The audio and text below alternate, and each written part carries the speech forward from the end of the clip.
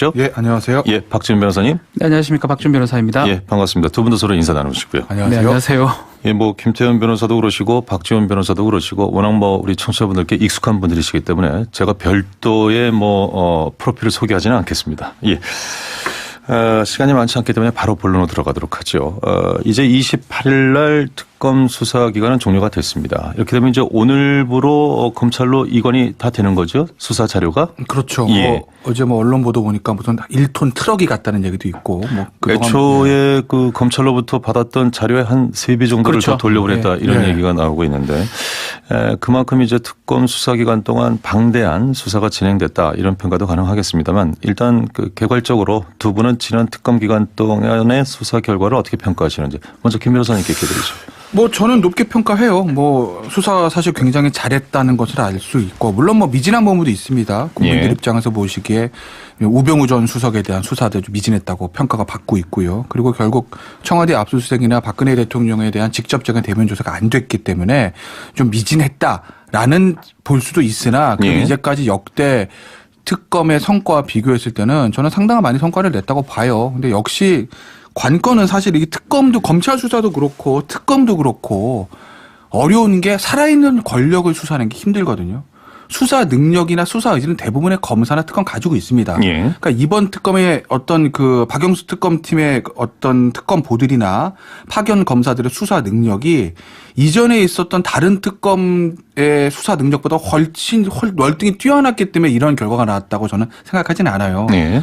다만 사실은 특검이 어려운 것은 살아있는 권력의 칼을 대는 것이 어려운데 사실 지금 현실적으로 대통령의 권한 정지 상태이기 때문에 어떤 의미에서 살아있는 권력이 아니지 않습니까? 그렇게 봐도 무방하거든요.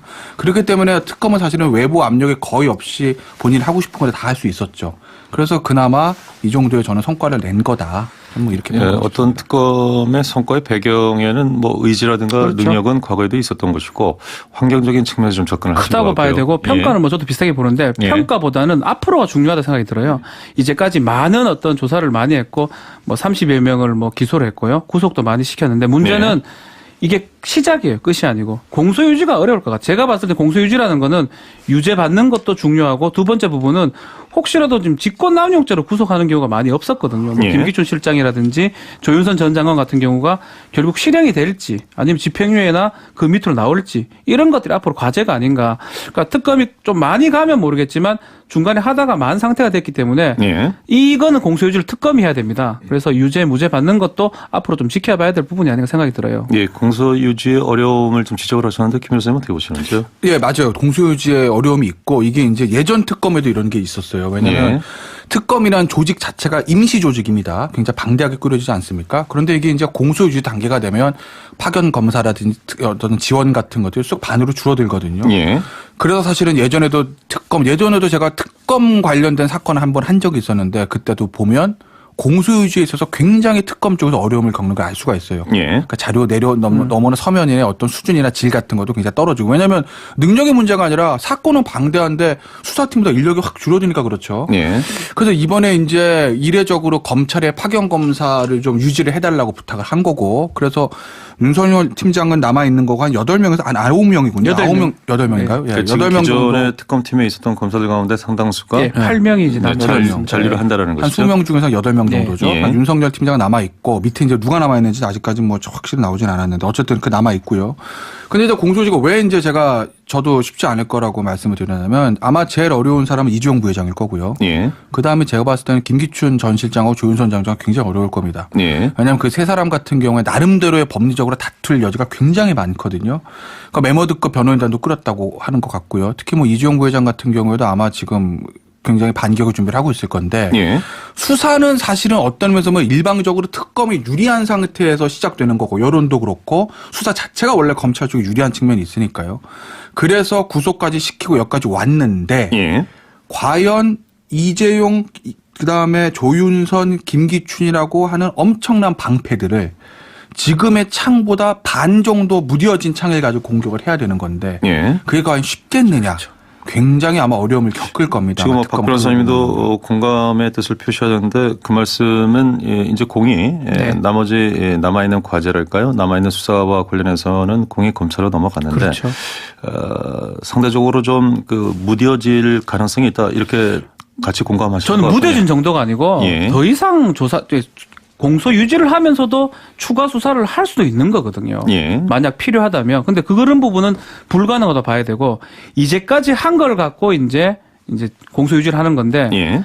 상대는 이제 뭐 진짜 상당한 변호사들이 나올 겁니다. 본인들도 다 변호사이기도 하고 예. 조윤선, 김기춘 같은 경우는 막 그렇기 때문에 상당히 쉽지 않은 싸움이 될 거로 생각이 들고 이제 문제는 뭐냐면 특검에 힘이 빠졌기 때문에 증인들도 도움을 줄 거냐는 게 또 두 번째 문제예요. 예. 그러니까 재판을 하는 과정에서는 이때까지 조사한 걸 갖고 만약 부인하게 되면 진술 조서에 왔던 사람을 증인으로 불러야 됩니다. 그 증언을 할 사람들이 특검에서 했던 말 그대로 해줄지. 왜냐하면 예. 특검 여러 힘이 가지 빠졌기 변수가 때문에 좀 있다는 말씀이시죠. 변수가 더 많다고 봐야죠. 예.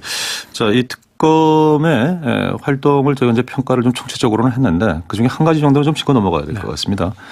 일부 이 특검에 대해서 성과를 평가하는 분들도 계십니다만 또 일각에서는 비판적인 시각을 견지하는 분들도 계신데 이를테면 좀 목표점을 선정해 놓고 밀어붙인 어떤 그런 거친 수사가 아니었느냐 이런 측면도 있었고요.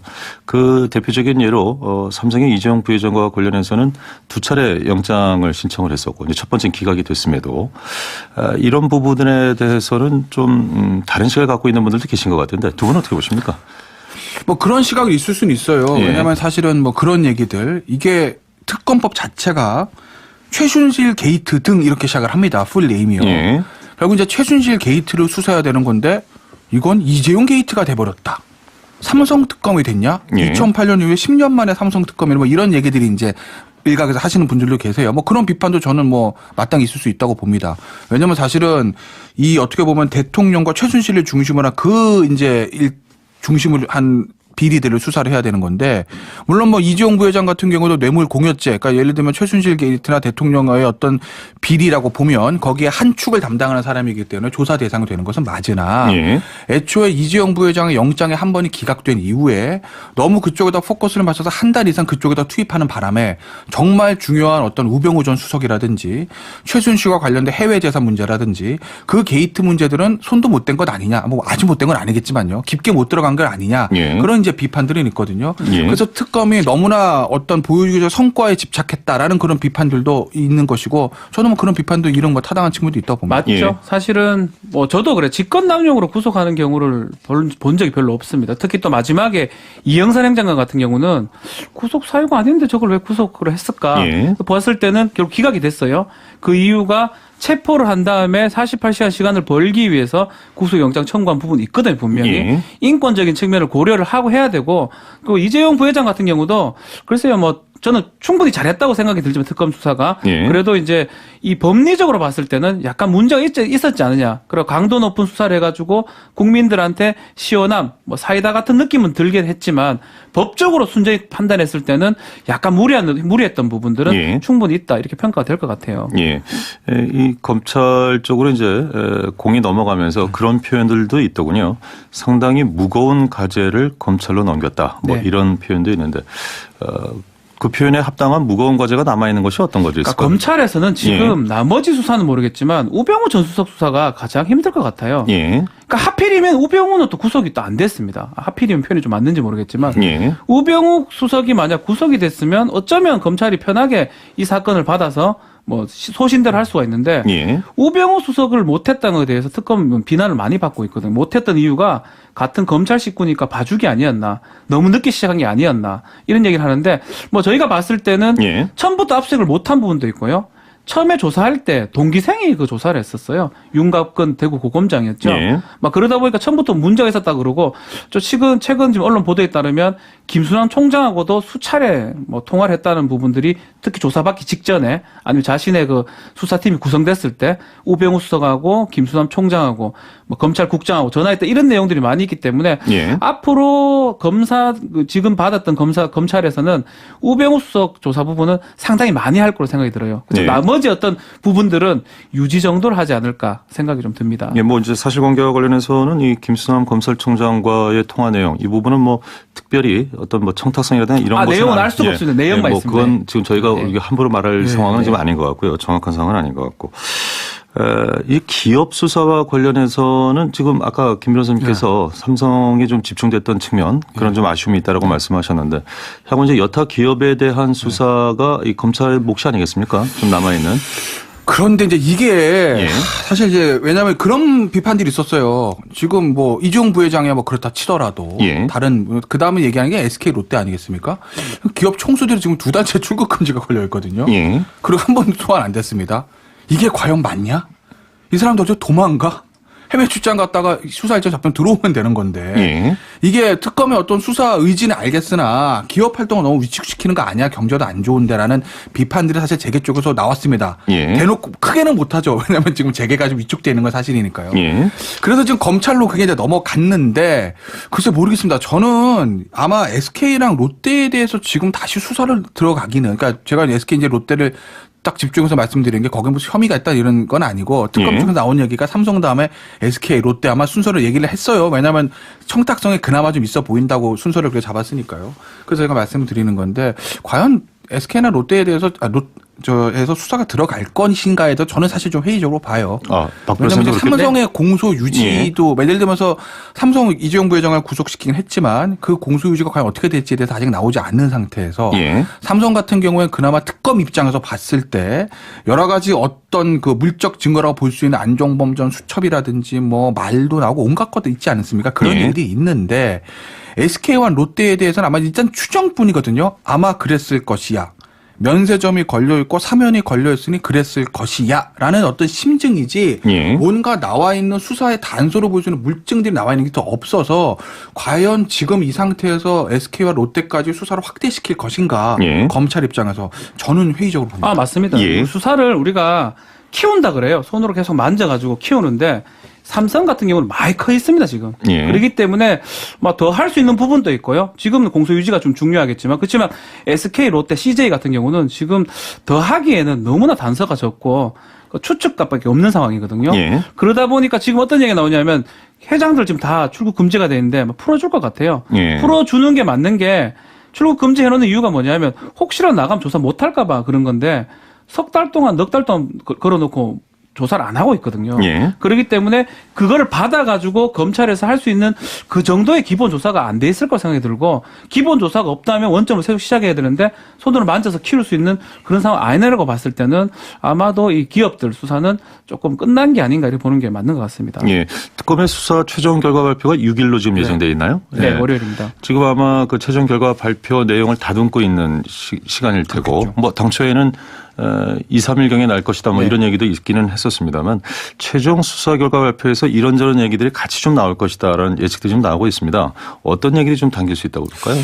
가장 궁금한 거는 예. 이제 국민들 입장에서 봤을 때 좀 미진하다고 생각되는 부분 우병호 전 수사관이라든지 대통령이라든지 그다음에 뭐 재벌 문제들도 그렇게 다른 재벌들 예. 이런 부분에 대해서는 어떤 여기가 어떻게 왔으며 앞으로 검찰이 무엇을 주문할 것인가 아마 그거에 관심이 있을 거예요. 왜냐하면 이제까지 우리가 누구누구를 구속시켰고 이 사람들은 무슨 혐의입니다는 건 다 알고 있는 것이거든요. 예. 앞으로 미진한 부분들 남아있는 부분들에 대해서 관심이 갈 수밖에 없는 거죠. 그리고 왜 그러냐면 검찰에서 특별수사본부에서 한 달인가요? 한 두어 달 됐나요? 수사하고 특검 넘길 때. 예. 그때도 검찰도 최종 수사 발표를 했습니다.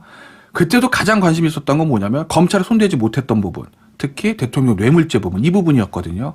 그래서 그 당시에 검찰에서도 최종 수사 발표할 때 우리는 이렇게 했습니다. 다 아는 얘기예요. 그때가 다 보도가 됐던 거니까. 거기까지 하고 그 다음에 첫 마디가 뭐였냐면 뇌물죄나 이런 부분들은 특검으로 넘겨서 우리가 이제까지 수사했던 자료들 넘겨서 특검에 수사하도록 하겠습니다라는 얘기로 끝마친다고요. 예. 나중에. 그러면은 국민들의 언론의 관심도 그렇고 국민들의 관심도 그렇고 그렇게 최종 수사 발표가 나왔을 때 포커스는 어디로 맞춰주냐면 야 그럼 검찰에서 특검으로 넘어간 뇌물죄 어떻게 되는 거야 이렇게 될 수밖에 없어요. 그러니까 사실은 특검이 처음부터 사실은 삼성과 대통령 관련 뇌물죄에다가 이 조준을 하고서는 들어왔던 거죠. 예. 이것도 마찬가지거든요. 특검에서 이제까지 우리는 이렇게 했어. 너희들 다 알지? 그럼 뭐가 남았을까? 우병우 대통령 존칭 빼겠습니다. 일단. 재벌이 남았어. 이거는 우리가 어디까지 했는데 요거 미진하니까 우리 검찰에 넘길게. 이렇게 끝날 것이거든요. 예. 그러면 관심이 거기로 갈 수밖에 없는 거죠. 그 공은 검찰에 떠올 수밖에 없는 것이고. 그래서 하다가- 과연 어떻게 뭐를 검찰에 특별 주문하느냐 거기에 좀 관심이 하나가 많습니다. 정말 중요할 것 같아요. 3월 예. 6일 저도 기대되는 부분인데 한번 시사를 했어요. 대통령의 조건부 기소 중지 얘기를 했었거든요. 막 그거를 지금 했는지 안 했는지 아마 그날 되면 알 수 있을 것 같아요. 예. 좀 쉽게 설명드리면 기소를 하는 게 맞고 피의자가 맞긴 맞고 재판에 넣었는데 대통령이 우리 헌법상 외환 내란죄를 제외하고는 재직 중에 소추가 불가능하기 때문에 예. 기소를 하고 싶어도 못한다. 그렇지만 이 사람 기소하는 게 맞다라고 판단이 드는데 3월 10일 내지 13일 날 탄핵 인용되면 대통령 재직이 아니기 때문에 그때 조건이 풀리면서 기소 중지가 풀리면서 그게 기소가 이제, 된다. 예, 자동으로 한다. 조건부가 된다는 좀 신기해요. 저희가 봐도 이게 민사도 아니고 형사에서 뭐 조건을 걸어놓고 기소 중지하고 이런 것들은 거의 본 적이 없거든요. 예. 특검에서 좀 아이디어를 짜낸 것 같아요. 저번 행정소송처럼 짜냈는데 과연 이게 법적으로 되는지 안 되는지도 첫 번째 문제이기도 하고 그 발표를 할지. 왜냐하면 특검은 넘겼어요. 대통령 부분도. 그래서 예. 대통령 부분도 이제 검찰에서 해야 될 부분입니다. 혹시 기소를 안 할까봐 그러는 거거든요. 검찰에서. 시간도 끌 수도 있는 거고요. 예. 만약에 탄핵이 이제 인용돼서 대통령이 아니라면 기소가 언제라도 가능한데 안 할까봐 미리부터 28일 날 걸어 놓는 건데 막 그 부분이 아마 그 주목되는 부분이 아닐까 생각이 듭니다. 말씀은 두 분도 이제 법조인이시지만 이 조건부 기소 중지 이런 단어가 좀 익숙지는 않다는 처음 봐요. 말씀이시고 예. 그렇군요. 예, 알겠습니다. 들어봤습니까? 네, 뭐 익숙진 않은데 근데 예. 이제 처음에 이제 그 얘기가 나왔다가 예. 얼마 전 최근 발표에는 또 조건부 기소 중지 안 하고 그냥 바로 피의자로 해가지고 넘긴다는 얘기도 나왔거든요. 예. 그러니까 이제 최종 수사 결과를 봐야 되겠죠. 6일 날 봐야 할것 예, 6일 날. 알겠습니다. 어떤 식으로 진행을 할지. 예, 이제 뭐 저희가 이 특검과 관련된 얘기는 이제 거기 마무리할 시간이 다 되기 때문에 하나 이슈만 좀 짧게 말씀을 좀 듣고 정리를 하겠습니다. 이 탄핵 최종 심판과 관련된 얘기가 되겠습니다. 어찌됐건 뭐 2주 정도를 다들 예정을 하고 있습니다만 두 축이죠. 신속성과 공정성. 이 두 개가 사실은 서로 상생이 된다면 좋겠습니다만 최근에 어떤 여론 흐름을 봤을 때는 신속성과 공정성이 좀 상충하는 듯한 그런 논리로 좀 가고 있습니다. 이런 어떤 뭐 시각에 대해서 두 분은 어떻게 보고 계신지 다시 말해서 지금 현재의 어떤 변론이 쭉 진행되는 과정에서 나왔던 신속성과 공정성 부분 박 변호사께 먼저 드릴까요? 심리의 성숙성인데요. 예. 심리가 충분히 됐냐 안 됐냐 이 부분이 중요한데 예. 지금 개인적으로 좀 봤을 때는 만약 심리가 안 됐으면 법리적으로 많이 다투어야 되는데 대통령 대리인단이 그 전략인지는 뭐 제가 알 수가 없지만 법적인 부분 다툼은 좀 적었다고 보여요. 예. 그러니까 심리가 성숙됐냐 안 성숙됐냐가 이게 재판을 선고할 수 있냐 선고할 수 없냐 이걸로 귀결이 되는데 좀 뭐 집회 나가고 이런 부분 떠나가지고 다른 얘기를 많이 하는 것 같거든요. 각하 얘기는 처음부터 했어야 될 부분을 뒤늦게 하는 것 같고 예. 그러니까 재판에 증거가 없고 탄핵 사유가 아니다. 이런 부분 주장은 충분히 한 거로 생각이 들면 제가 봤을 때는 상당히 뭐 18차례, 19차례 지금 변론을 했었는데 예. 그 정도면 심리는 충분했던 게 아닌가. 또 3월 13일이라는 퇴임하고 생각했을 때 이거는 또 국정의 어떤 공백이 너무 길어지면 안 되니까 그 정도 고려했을 때는 좀 신속하다고 생각이 들지만 어느 정도는 맞다라는 공정하다는 생각이 듭니다. 그 신속성에 적어도 공정성을 훼손할 정도는 아니었다. 아니다. 이런 예. 의견이신 것 같고요. 예, 김 변호사님은요? 원래 신속하고 공정한 재판이라는 그 두 가지 떡을 다 잡기 쉽지 않습니다. 예. 동전의 양면과 같은 거죠. 아무래도 빨라지게 되면 정확성은 떨어지는 게 인간사 아니겠습니까? 예. 사실 두 개 중에 하나의 가치를 먼저 선택하라고 하면 저는 공정성이 맞다고 봐요. 시간을 정해놓고 급하게 할 필요는 없다라는 거죠. 예. 다만 이번 탄핵 심판은 어떤 게 있었냐면 다른 재판과 다르게 너무 시간이 길어지면 국정 혼란이 장기화되는 그런 문제가 있고 그리고 또 이것이 완벽한 형사 재판이 아니라 사실은 어떻게 보면 파면을 결정한 재판이거든요. 예. 그렇기 때문에 신속성도 중요했던 거죠. 그래서 헌재 재판관들이 굉장히 고심을 했던 것이고 뭐 앞서 박지원 변호사도 언급을 했듯이 일주일에 한 번 또는 보름에 한 번 하면 되는 재판들을 일주일에 두 번, 세 번씩 굉장히 많이 했습니다. 예. 그러니까 나름대로 헌재가 집중심을 했다고 볼 수 있고 그래서 실질적인 재판 기간이고 기간으로 하면 한 3달 했나? 한 3월 한 2달 딱 한 거죠. 예. 2달 정도 한 거, 60일에서 70일 정도 한 건데 그렇지만 심리를 굉장히 많이 했기 때문에 나름대로 공정성을 갖출 정도의 저는 충분한 심리 있었다고 봐요. 예. 그래서 헌재가 어떤 결정을 내리든지 양측에서 야 이거 너희들이 너무 신속하게 한 때문에 우리한테 불리한 결정이 나왔어 라든지 또는 너희들이 공정성을 너무 강화해가지고 저쪽한테 시간을 많이 주는 바람에 결과가 이렇게 나왔어라는 예. 어떤 불복의 얘기는 나올 수 없을 정도의 저는 헌재가 그래도 심리는 잘했다고 평가하고 싶습니다. 예, 뭐 두 가지 얘기가 있더군요. 실체적 문제에 대한 접근과 또 하나는 이제 절차적 문제에 대한 접근. 이제 이 두 가지도 사실은 저거 좀 전에 드렸던 문제하고 이제 연관되는 문제긴 하겠습니다만 두 분의 의견이 큰 차이가 없는 것 같아서 네. 이 이야기는 뭐 이 정도로 정리를 하겠습니다. 이제 우리에게 남은 과제는 아마 선거 한 사흘 전쯤에 날짜를 그렇죠. 예, 네. 공고할 가능성이 크다고 하죠. 예, 네. 좀 지켜보고 저희가 또 시간이 된다면 이 이슈를 가지고 말씀을 좀 나눠보겠고요. 잠시 후 4부에는 이제 또 중요한 사회 이슈입니다. 이 명예훼손과 관련된 말씀 두 분과 이어가겠습니다. 일단 김기춘 전 실장하고 조윤선 장관 굉장히 어려울 겁니다. 예. 왜냐하면 그 세 사람 같은 경우에 나름대로의 법리적으로 다툴 여지가 굉장히 많거든요. 그러니까 메머드급 변호인단도 끌었다고 하는 것 같고요. 특히 뭐 이주영 부회장 같은 경우에도 아마 지금 굉장히 반격을 준비를 하고 있을 건데 예. 수사는 사실은 어떤 면에서 뭐 일방적으로 특검이 유리한 상태에서 시작되는 거고 여론도 그렇고 수사 자체가 원래 검찰 쪽이 유리한 측면이 있으니까요. 그래서 구속까지 시키고 여기까지 왔는데 예. 과연 이재용 그다음에 조윤선, 김기춘이라고 하는 엄청난 방패들을 지금의 창보다 반 정도 무뎌진 창을 가지고 공격을 해야 되는 건데 예. 그게 과연 쉽겠느냐. 굉장히 아마 어려움을 겪을 겁니다. 지금 박 변호사님도 공감의 뜻을 표시하셨는데 그 말씀은 이제 공이 네. 나머지 남아있는 과제랄까요? 남아있는 수사와 관련해서는 공이 검찰로 넘어갔는데 그렇죠. 상대적으로 좀 그 무뎌질 가능성이 있다 이렇게 같이 공감하시는 저는 것 같군요. 무뎌진 정도가 아니고 예. 더 이상 공소 유지를 하면서도 추가 수사를 할 수도 있는 거거든요. 예. 만약 필요하다면. 근데 그런 부분은 불가능하다 봐야 되고 이제까지 한 걸 갖고 이제 공소 유지를 하는 건데 예.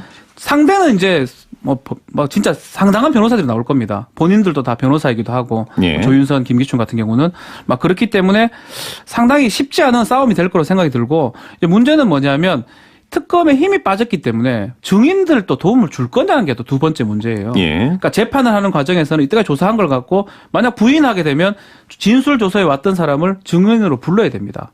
그 증언을 할 사람들이 특검에서 했던 말 그대로 해줄지. 왜냐하면 예. 특검 여러 힘이 가지 빠졌기 변수가 좀 때문에 있다는 말씀이시군요. 변수가 더 많다고 봐야죠. 예. 자, 이 특검의 활동을 저희가 이제 평가를 좀 총체적으로는 했는데 그중에 한 가지 정도는 좀 짚고 넘어가야 될 것 같습니다. 일부 이 특검에 대해서 성과를 평가하는 분들도 계십니다만 또 일각에서는 비판적인 시각을 견지하는 분들도 계신데 이를테면 좀 목표점을 선정해 놓고 밀어붙인 어떤 그런 거친 수사가 아니었느냐 이런 측면도 있었고요. 그 대표적인 예로 삼성의 이재용 부회장과 관련해서는 두 차례 영장을 신청을 했었고 이제 첫 번째는 기각이 됐음에도 이런 부분에 대해서는 좀 다른 시각을 갖고 있는 분들도 계신 것 같은데 두 분은 어떻게 보십니까? 뭐 그런 시각이 있을 수는 있어요. 예. 왜냐하면 사실은 뭐 그런 얘기들 이게 특검법 자체가 최순실 게이트 등 이렇게 시작을 합니다. 풀 네임이요. 예. 결국 이제 최순실 게이트를 수사해야 되는 건데 이건 이재용 게이트가 돼버렸다. 삼성 특검이 됐냐? 예. 2008년 이후에 10년 만에 삼성 특검이 뭐 이런 얘기들이 이제 일각에서 하시는 분들도 계세요. 뭐 그런 비판도 저는 뭐 마땅히 있을 수 있다고 봅니다. 왜냐하면 사실은 이 어떻게 보면 대통령과 최순실을 중심으로 한 그 이제 중심을 한 비리들을 수사를 해야 되는 건데 물론 뭐 이재용 부회장 같은 경우도 뇌물 공여죄 그러니까 예를 들면 최순실 게이트나 대통령의 어떤 비리라고 보면 거기에 한 축을 담당하는 사람이기 때문에 조사 대상이 되는 것은 맞으나 예. 애초에 이재용 부회장의 영장이 한 번이 기각된 이후에 너무 그쪽에다 포커스를 맞춰서 한 달 이상 그쪽에다 투입하는 바람에 정말 중요한 어떤 우병우 전 수석이라든지 최순실과 관련된 해외 재산 문제라든지 그 게이트 문제들은 손도 못 댄 것 아니냐 뭐 아주 못 댄 건 아니겠지만요 깊게 못 들어간 건 아니냐 예. 그런 이제 비판들이 있거든요. 예. 그래서 특검이 너무나 어떤 보여주기적 성과에 집착했다라는 그런 비판들도 있는 것이고 저는 뭐 그런 비판도 이런 거 타당한 측면도 있다고 봅니다. 맞죠. 예. 사실은 뭐 저도 그래 직권남용으로 구속하는 경우를 본 적이 별로 없습니다. 특히 또 마지막에 이영선 행정관 같은 경우는 구속 사유가 아닌데 저걸 왜 구속을 했을까? 예. 보았을 때는 결국 기각이 됐어요.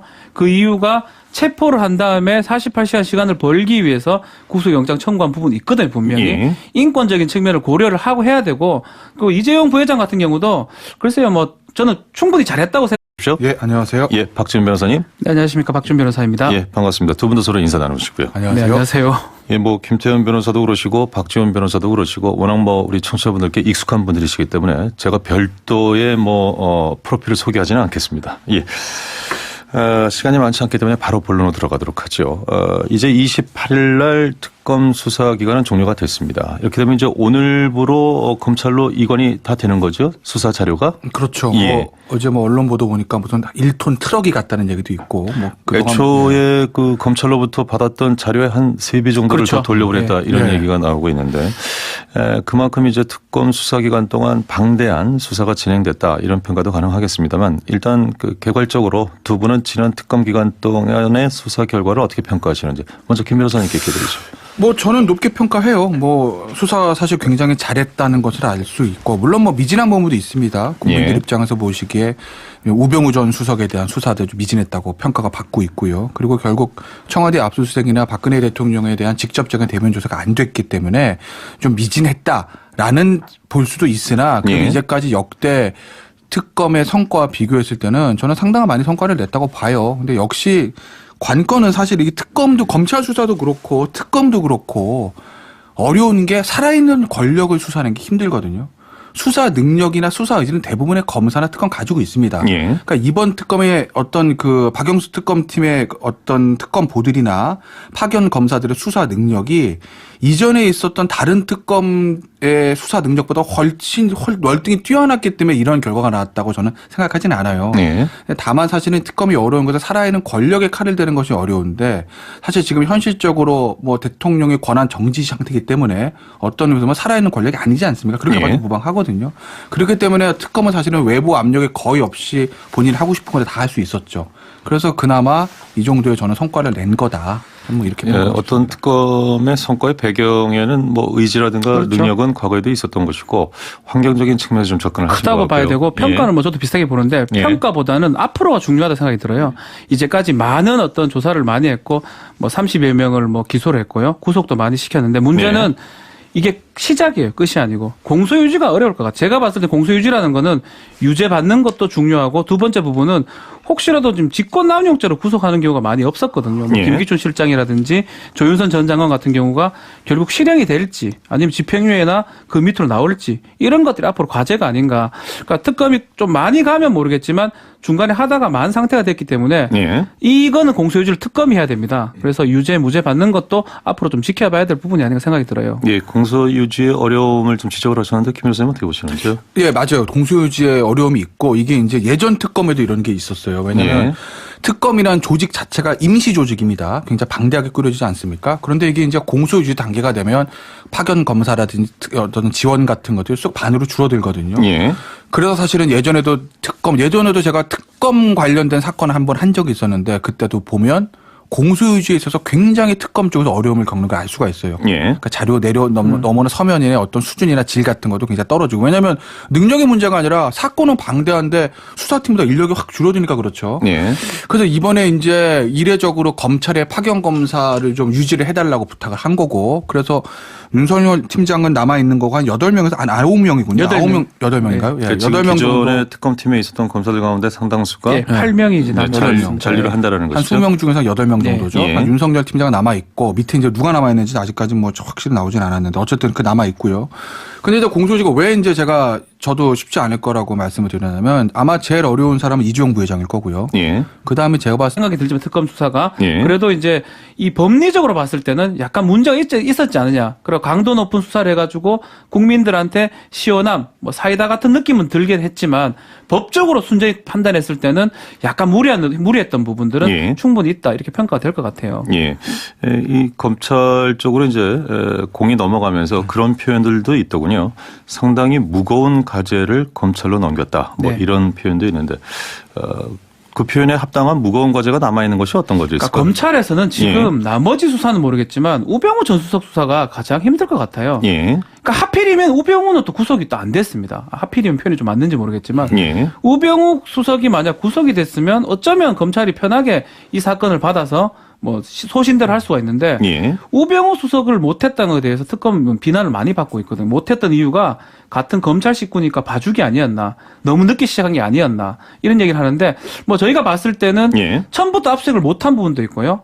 처음에 조사할 때 동기생이 그 조사를 했었어요. 윤갑근 대구 고검장이었죠. 예. 막 그러다 보니까 처음부터 문제가 있었다 그러고 최근 지금 언론 보도에 따르면 김순환 총장하고도 수차례 뭐 통화를 했다는 부분들이 특히 조사받기 직전에 아니면 자신의 그 수사팀이 구성됐을 때 우병우 수석하고 김순환 총장하고 뭐 검찰국장하고 전화했다 이런 내용들이 많이 있기 때문에 예. 앞으로 지금 받았던 검찰에서는 우병우 수석 조사 부분은 상당히 많이 할 거로 생각이 들어요. 예. 나머지 어떤 부분들은 유지 정도를 하지 않을까 생각이 좀 듭니다. 예, 뭐 이제 사실관계와 관련해서는 이 김수남 검찰총장과의 통화 내용 이 부분은 뭐 특별히 어떤 뭐 청탁성이라든가 이런 것은 내용은 알 수가 없습니다. 내용만 뭐 있습니다. 그건 지금 저희가 네. 이게 함부로 말할 상황은 지금 아닌 것 같고요. 정확한 상황은 아닌 것 같고.